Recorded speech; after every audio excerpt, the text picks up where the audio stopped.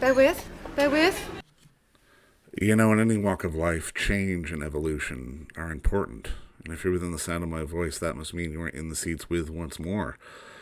But we're doing something a little different today. As always, I am your host, Dave Voigt, and you can find us on podcast services like Apple, Spotify, Amazon, Google, basically wherever you get your podcasts. Give us that 5-star rating, and don't hesitate to go over to our YouTube channel, I Didn't Seats, and find all of our episodes archived as well, and give us a like and subscribe there as well. You can follow us on social media at In the Seats or at It's Podcast One, but importantly, please pay us a visit over at In the Seats, intheseats.ca. And what I meant by different is we're mixing it up a little bit. We're doing a little, what I like to call Celluloid Management Oversight. Basically what that means is, because we all have movies we've never seen, or want to see, or just can't get around to, but we mean to, and we want to. And this even happens to film professionals, and people who work in the industry, and people who are surrounded by it 24/7. So I decided to combine those two and get people who are in the industry or in the entertainment industry to talk about films they haven't seen and why you should see them or why you shouldn't see them.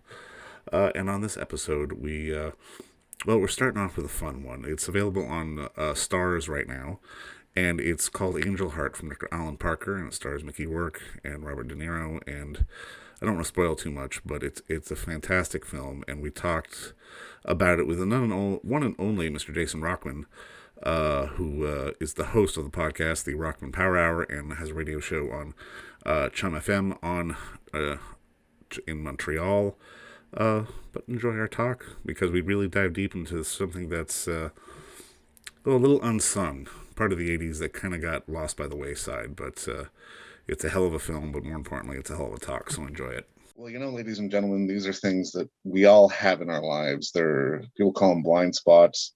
People call them, well, whatever. But, when you're a movie fan, you try to watch everything, but you never actually can, which is why we're starting a little offshoot of our In the Seats With podcast. And we're doing a little celluloid management oversight, where we are basically, talking with other industry professionals, people who are supposed to have seen them all, and talk about films that maybe you didn't get to, that fell through the cracks, that stuff you've been dying to see for a long time. And on this episode, we're going to look at something real fun, and we got a fun guest. We got Mr. Jason Rockman here from the Rockman Power Hour. How you doing, sir? I am good. I'm always excited to talk about movies. That's for sure, especially stuff that's fallen through the cracks. No, for sure. And I mean, it's one of those things where we're all guilty of it. It happens to all of us, but we all need that celluloid management oversight in our lives. And just thanks for taking part today.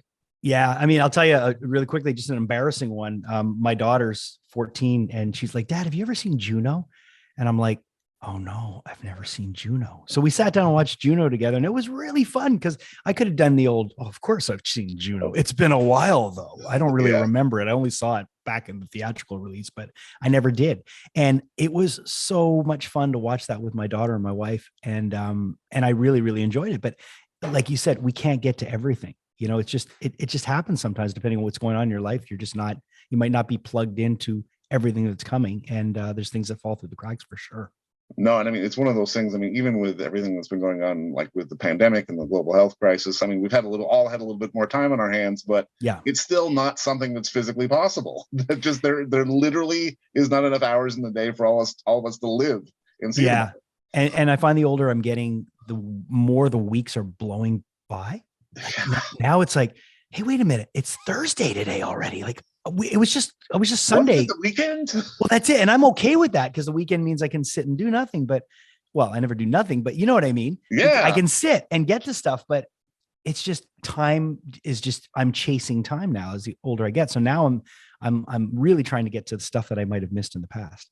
Yeah. Well, let's talk about that one that you missed. You chose from 1987 from director Alan Parker, Angel Heart, which is the story of one Harry Angel, played by Mickey Rourke. He's a private detective, and he's contracted by the mysterious Louis Cypher, played by Robert De Niro, to track down the iconic singer Johnny Favorite. But everyone that Angel talks to and questions about Favorite seems to die. It needs a tragic end. And the trail leads Angel to New Orleans, where he learns that Favorite actually dabbled in the black arts and a little bit of voodoo and a little bit of crazy stuff going on. And as Favorite's whereabouts start to become clearer and clearer, Angel learns that this guy Cypher didn't just pull him out of the phone book. He hired him for a reason, and things get a little more sinister from there. And I mean, it's an interesting choice because, I mean, when you think of Alan Parker, you think of Mississippi Burning, which he actually did right after this. You think of stuff like Fame. But I mean, this is a dark and really gritty movie that, I mean, initially got an X rating back in the day. Yeah. And it's from, like I said, Alan Parker, based on the book by William Hortzberg. I probably mispronounced that. But the infamous producing team of anyone fans from the 80s are also involved. This Mario Kassar and Andrew Vajna. So that for, at least for old school fans, that definitely gives a little bit of a credence to it. Now, I guess my question for you is, like, why was this your choice? Why was this the one that just you kept missing? Well, listen, for me, this was a movie that, you know, it took me forever to get to. And it was one of these movies that when I did finally get to it, I'm like, how did I not get to this right away? How did I not get to this right away? Because everything in this movie, like, you know, the way you're describing it, it's exactly what I would like in a film. You know, it's not run of the mill. It's not the kind of movie that you're gonna be able to figure out right away. There's a lot of plots, a lot of twists, a lot of turns. And it's everything I would like in a film, you know, like, because I like stuff that's out there. I like stuff that's a bit against the grain. I like that stuff that you know, that has strong performances, and this film has all of it. So it's just one of those ones that it was weird, man. When I finally got to it, I was like, how did I not, you know, and then I became, you know, I was just preaching this film to everyone when I finally did. And I came to it later, like really, really later. And it's funny because when I did, I think I got it on, I think it was on DVD. I was 16 when it came out. So I don't think I got the theatrical, but I think it was the Blockbuster days. And, you know, I think it was in one time renting, and somebody said, you need to see this.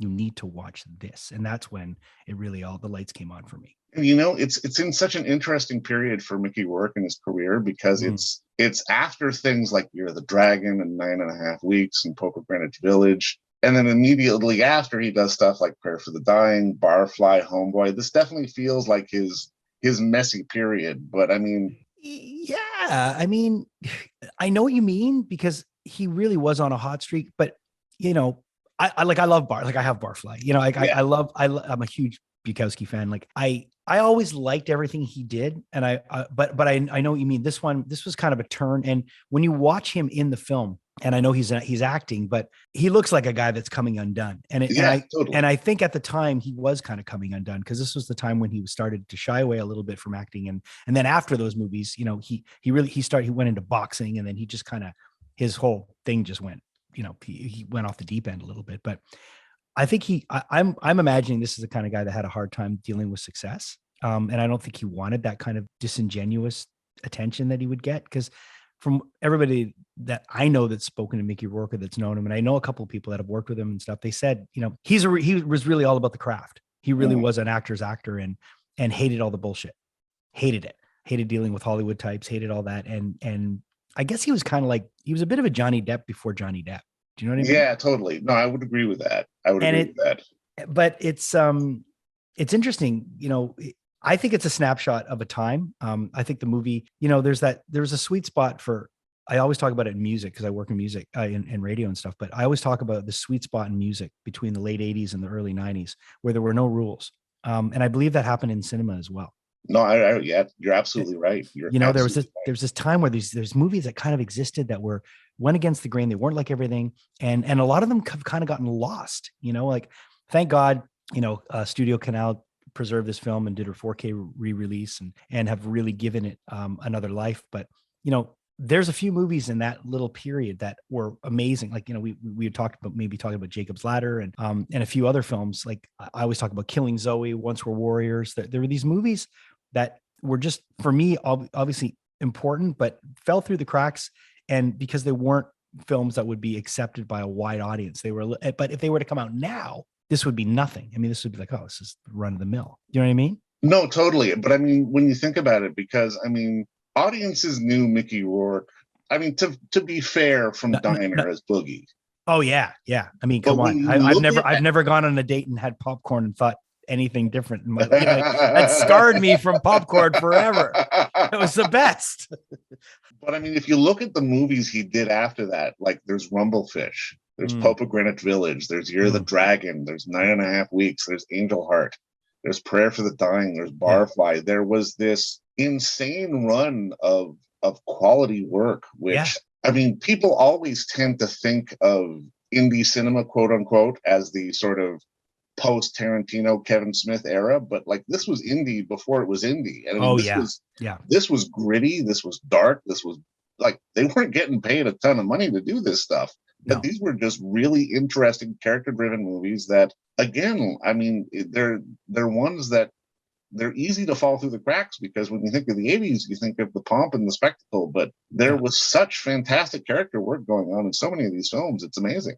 Oh, 100%. And it's on display in this one. I mean, even, and De Niro was, 87, De Niro was a legend already. I mean, De Niro's always been a legend. And he was a legend so early on in his career. So I remember in the 80s when De Niro was doing movies, like late 80s, at that point, people were saying he was just getting a check. Do you know what I mean? He's just getting a check, but he still went on to do some great films. I look at Heat. Like Heat was just so good. Totally.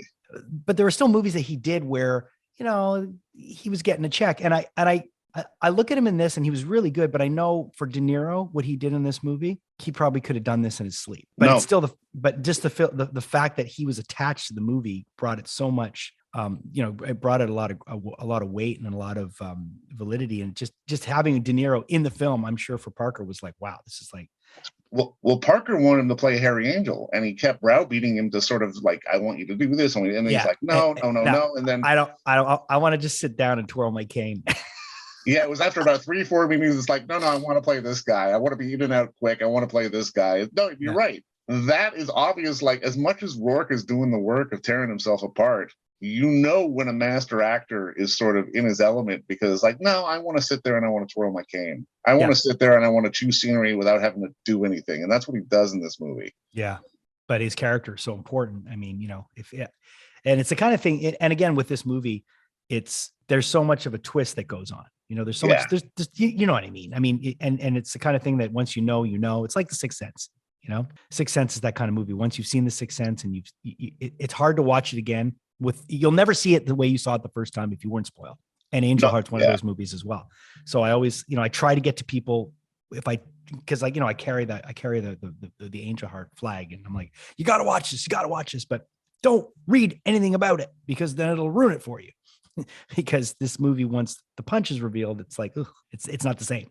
No, exactly. But I mean, there's so many interesting performances in this, because I mean, this was Lisa Bonet's first feature. And she went on to do, everything that she did. And this had Charlotte Rampling in it before we really understood who Charlotte Rampling was. Yeah, I know. And that's the thing, right? When you're a movie freak, and you go back and you watch it, these are all people that need to make money, and they're all looking for opportunities. They're actors. So they're all going to have a history. They're all going to have those first films they were in. And it's interesting when you, I think that's one of the things I enjoy the most is when I go back and I say, oh, they're in it.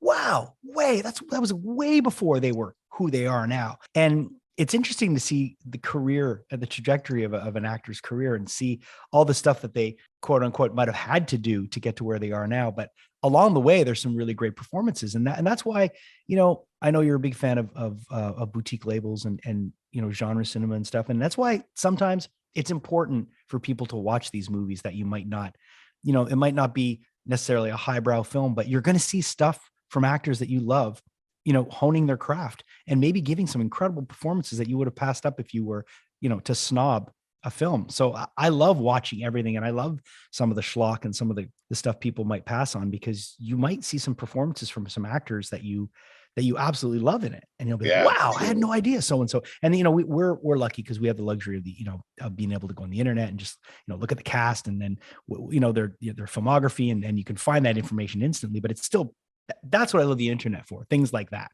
Yeah, where you can find that out and go, oh, I got to see them in that, or if you're preparing for an interview and you're like, I want to, I'm interviewing so-and-so. Let me go back and see some of the early stuff and it's, or what they were in. Like, oh, I forgot they were in that, and it's one of those things that I like. And yeah, her performance in this is great. No, and I mean, just a fair note for listeners. Well, we said at the beginning this movie had an X rating, and that was a little overblown, but not by much. This is a dirty movie in many ways. It's not. We will quantify right now that this is definitely for the 18 and up crowd. It is a movie that it wears its sleeves on its shirt, if that makes any sense. On its blood splattered shirt. Yeah. Exactly. Yeah. I mean, there's some really, it's a gritty movie, but what I love about it is that New Orleans is a character in the film. It's not just where the film is taking place. New Orleans is a character, and that character shines through in the movie. And there's a lot of hidden meaning in the movie. There's a lot of stuff that was intentionally put there to confuse you and then to add to the narrative, and what's great about this movie is if you do a deep dive into this movie on the internet, you can find out all kinds of theories, and it's fun. It's one of those movies that there's a little more to it than you think. And it's great. It's an incredible second, third watch too, because you pick things out that you might've missed the first time through. And I mean, in watching it again the other day, I mean, this to me in many ways almost felt like a gateway movie for me to be able to watch something like Serpent in the Rainbow or that kind of thing, to be able to sort of get into more of those movies. And especially in the late 80s, if memory serves, there were a few horror movies that were playing with the idea of voodoo around that time. Yeah. And I mean, while Angel Heart isn't a straight horror movie, there's definitely those horror elements into it. Mm-hmm. Oh yeah. It's definitely unnerving. And it's tense, and there's some killing. So and that's what I mean. Like, this movie has all the elements that I think people deserve to. I think genre fans need to watch this. Like, to me, it's on the must list. No, I absolutely agree with you on that. Now, I mean, there's always a couple of bullet points I like to hit with this, and I mean, I think we've answered a lot of them just in terms of like why this particular movie. Because I mean, obviously, when you have a cast with like Rourke and De Niro, and I mean, Alan Parker, he's not a name that you put up there with Scorsese or other people like that, but Alan Parker has done some pretty exceptional work over the years. Like I said, he followed this up with something like Mississippi Burning, which obviously is a fantastic film. Oh yeah. And I mean, again, then we go back to sort of why stuff falls through the cracks, hours in the day, and again, just you always want to try to find stuff that you've never seen. Like, you can say you're the world's biggest De Niro fan, but if you haven't seen the stuff he necessarily did with De Palma back when he was like, in his 20s, then maybe you're not the biggest De Niro fan. Like, there's the stuff's out there. Yeah, well, that's it. I mean, and that's again, a tip of the cap to people like Arrow, who are willing to go out and do that, and Criterion and the people, the studios, and now Kino Lorber are starting to dig up like some fossils that are great. And I look, when Joker came out, I had read so much stuff about it before I saw it. And then when I saw it, I saw so many parallels to King of Comedy, and the whole idea that it was in the King of Comedy universe. Yeah. So I went and looked for a copy of King of Comedy on Blu-ray. That was hard to find. Yeah. Like, why has that movie not been re-released, celebrated, looked at? It's a great film with De Niro. And they took so much from that movie in Joker. You obviously, have you seen King of Comedy? I have, yeah. Okay. So King of Comedy, and alongside that, it's just, I mean, the two of them together, but that's one that has slipped through the cracks. And I can guarantee you the majority of people that are De Niro fans don't even know about that movie. And they should, because it's so good. Yeah. And it left, you look at a movie like Joker that was so big, so popular, so celebrated, and pretty much stole a ton of stuff from King of Comedy. So it's important that you know your history, and and it's, to me as a movie fan, that's the stuff that's the most fun. Totally. No, you're absolutely right. And I mean, I love even that you brought up King of Comedy. We're actually doing that on a future episode. Oh, great. Well, listen, to me, it's a movie that needs to be like, there are a few movies now. And if anybody who works at a boutique label is listening, King of Comedy needs to be reissued. Once We're Warriors and What's Become of the Brokenhearted, which isn't released in the sequel to it. And, with that dude running around with his helmet off in Book of Boba Fett, everybody should be talking about that movie. Yeah. Because it was one of his most powerful performances. And the fact that there was a sequel to that movie that was never released in North America and you can't find it anywhere, it drives me crazy. I mean, you can find it on DVD, but someone needs to take those and put them in a box set. Someone needs to re-release Killing Zoe. Killing Zoe, Jacob's Ladder. We've talked, Jacob's Ladder is another one. I'm like, why have they not put that? And there's certain movies that and I'm sure people are already thinking about it. Like the fact that Second Sight is finally going to be re-releasing The Hitcher. I mean, The Hitcher is so good. Yeah. And there's a whole generation that needs to see that, especially with Rutger passing, Yeah. So these are the things that get me up in the morning and get me excited, is that there are these films that I saw when I was younger that are finally getting, they're getting love again. And these, I look at it as these studios and these, especially the ones that take the time to do the transfers and all that, they're heroes for cinema. No, you're absolutely right, man. And by the way, there is a pretty decent Once for Warriors in North American version on Blu-ray. I'll send you the link after we're done this. Oh, okay, great. Yeah, because I don't, but I would love to. Have you seen What's Become of the Broken Hearted? No, I haven't. That I haven't seen. That is in limbo. I don't know what's gone on with that movie. I know, and that's like, I wish someone would put out a box set of the two of them. I mean, it's like, I mean, you and I should find the rights and do it. I love it because it's like, it's important. These, first of all, I just want to see it, but anyways, but I love the subject of stuff that's fallen through the cracks because there's so many. And I love when someone brings something up to me that, hey, have you seen this? I'm like, no, I've never heard of it. Oh man, you got to watch this. And there's no greater thing for me.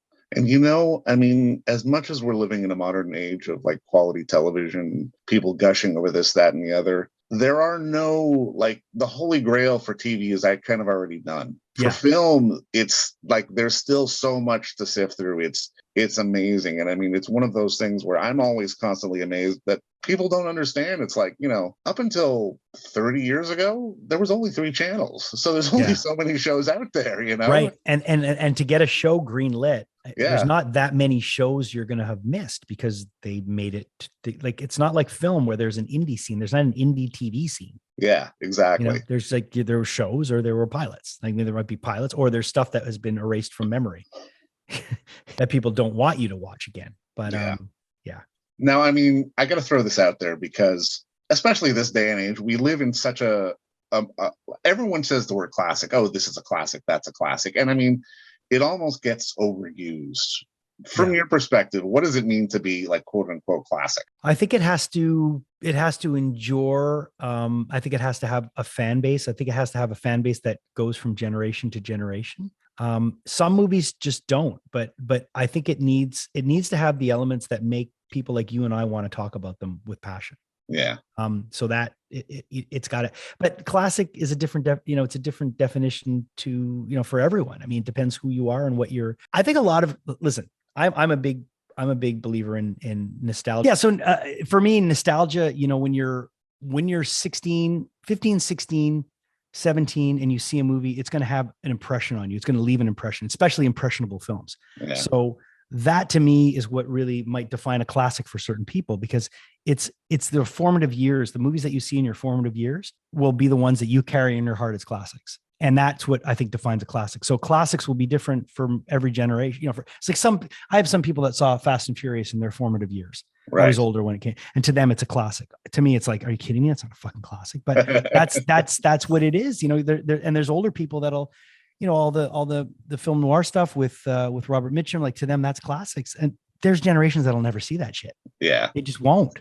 So to endure all those generations and still, like a Taxi Driver or like a Goodfellas, or of course I'm going to just like be reeling off to Scorsese stuff, but those are the kind of films that are really classic because they continue to endure no matter what. You can't stop them because they're must sees. They're a movie like National Lampoon's Christmas Vacation, to me is a classic. Yeah.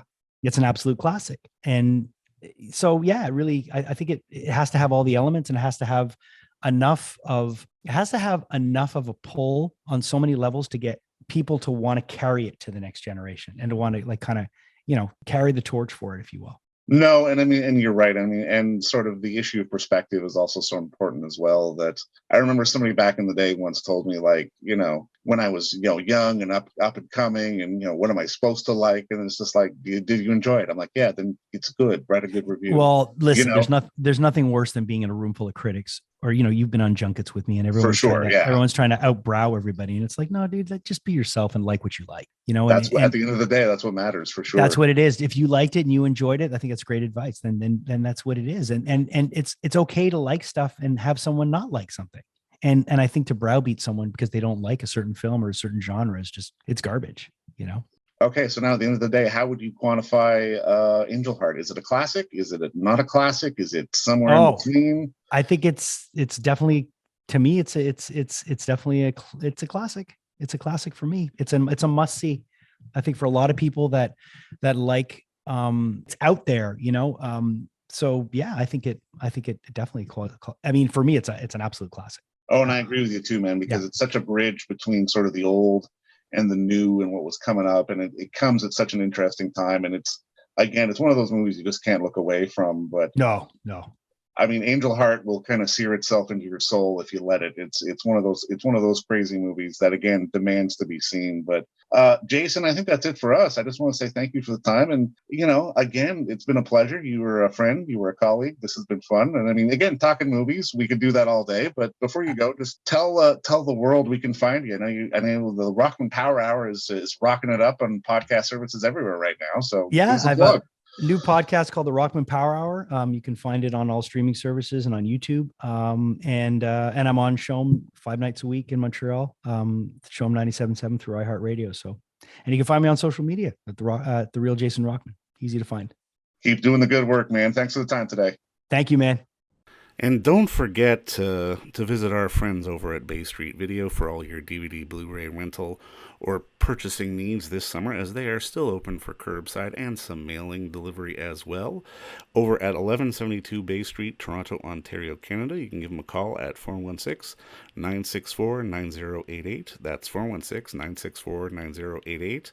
Or send them an email at baystreetvideoto@gmail.com for any of your DVD and Blu-ray needs.